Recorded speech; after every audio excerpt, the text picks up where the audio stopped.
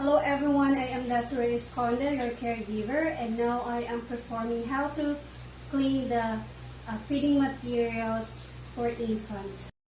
And now let's gather all the materials that we're going to use.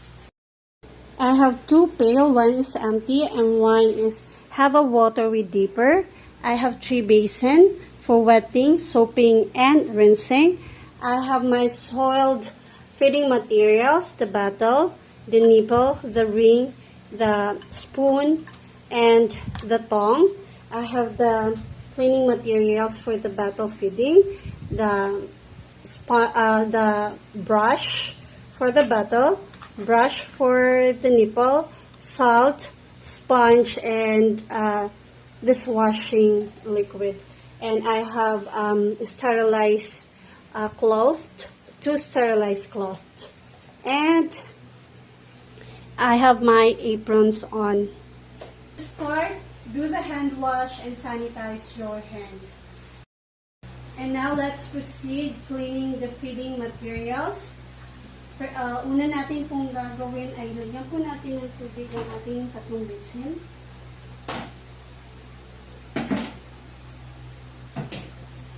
And then, put sufficient amount of liquid dishwashing sa soaping basin. And then, next pong gagawin natin, ilagay na po natin ang ating soiled feeding materials sa wet basin. And then, isoak lang po natin para po mabasa lahat. And then, transfer to the soapy basin. And then, start cleaning na po. First, use the sponge for outside cleaning. Ngayon po natin yung pang paglilinis. Next, yung spoon. Next po yung cover po ng feeding bottle. Next, the ring. Next po yung bottle feeding po. Then, use the brush no feeding bottle. And then, clean the mouth of the feeding bottle. Then, get the nipple brush for the nipple of the feeding bottle. Brush po yung inside. And then, get amount of salt. Then, clean po. And then, retract.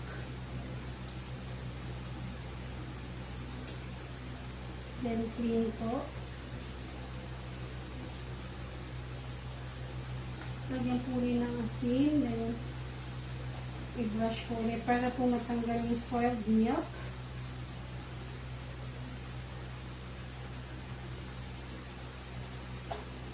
Then, start rinsing po. Then, rinse 3 to 4 times po kapag naaamoy pa rin po yung amoy milk.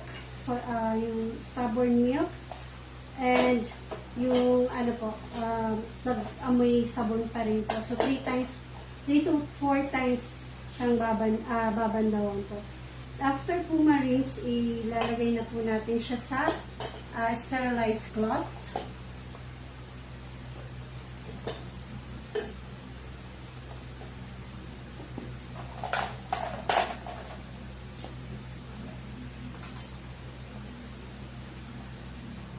Then, takpan po siya natin ng another sterilized cloth.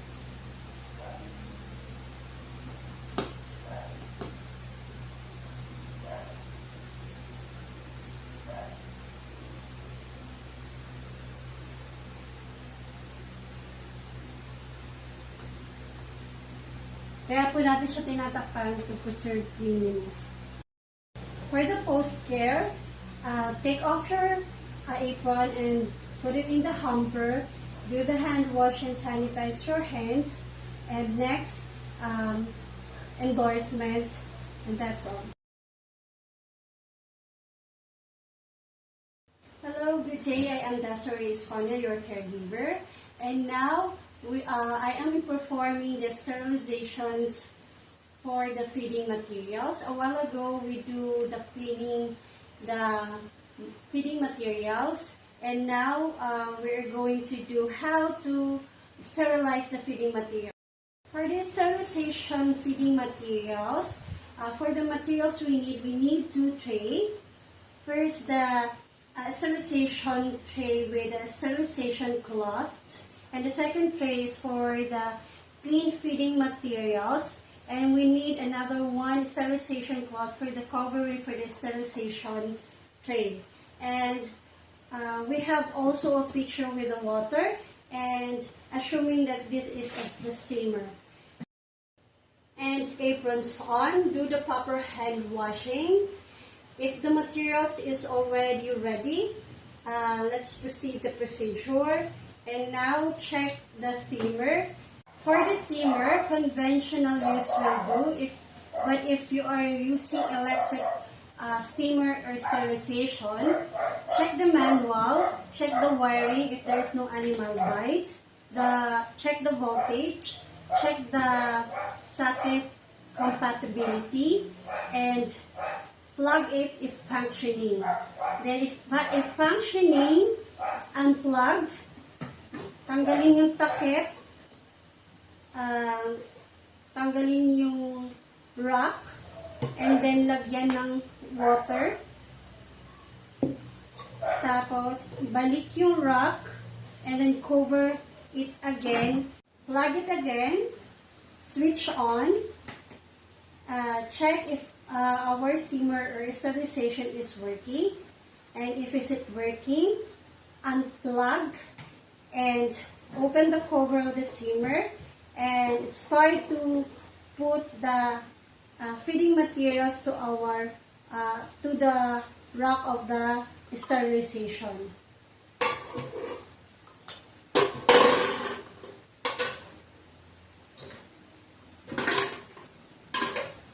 Then cover it again, plug, and then switch on. Then wait up until 8 to 12 minutes. While waiting, we do a proper hand wash. If our sterilization is already reached for 12 minutes, then unplug it again and let the steamer cool down, and then let's start transfer the sterilization feeding materials to our sterilization tray. So let's open again the cover of the sterilization. Get first the tongue and use it for picking up our feeding materials. So our feeding bottle, the feeding wheel, spoon, cup, and the feeding nipple. Then cover it to preserve the sterilization cleanliness. And for the post-care, clean the sterilization, throw the water, and plug the steamer, and then secure the cord, and then take off your apron. Do proper hand wash, documents, and then invoice. That's all. Thank you. Hello everyone, I am Desiree Esconde, your caregiver, and now I will be performing how to do feeding and burping the baby. To start, ask the consent of the guardian or parents of the baby to do the activity. Next, gather all the equipments that you will be needed. The materials that you will be needed is feeding bottle with milk, bib, 2 wash cloth, and hamper. And next, do the proper hand washing and wear your aprons on.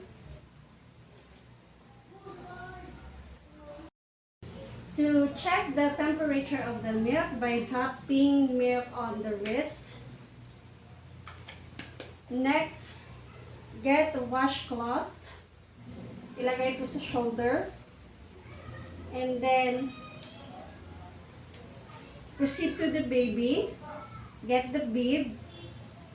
Lagyan po ng bib si baby.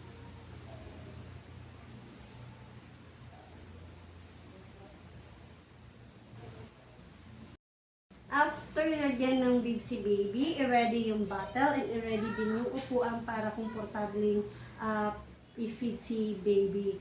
And then, carry si baby in a cradle hold or semi-upright in a 45 degrees. Bring the baby for feeding and sit on the chair to secure the safety of the baby while you are feeding to avoid falling the baby. For feeding, test the rotting reflex and sucking reflex in order the baby to be ready for feeding. Kasi dito po natin malalaman kapag baby ay nagugutom kasi hahabulin po niya yung bottle nipple. Make sure that the nipple is filled with milk, not bubbles, to avoid colic. And let the baby consume 1 ounce of the milk. And then, let's do the burping. For burping procedure, we have a shoulder hold.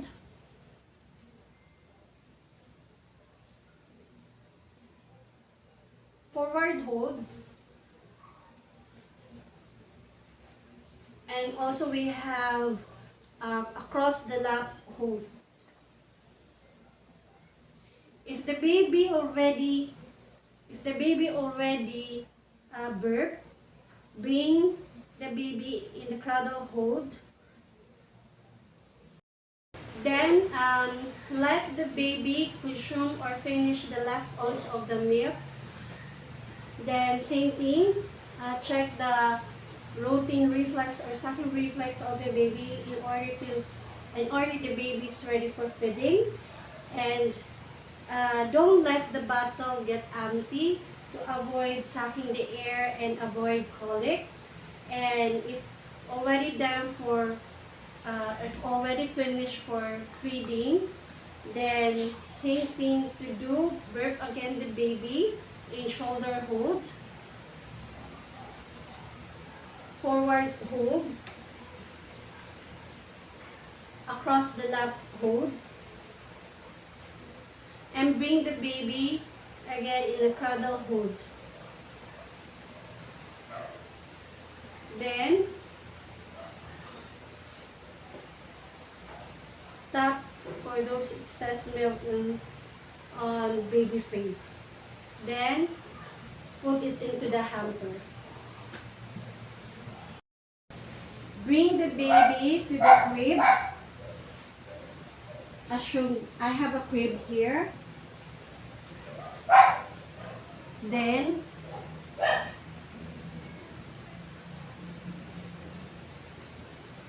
loose the bib.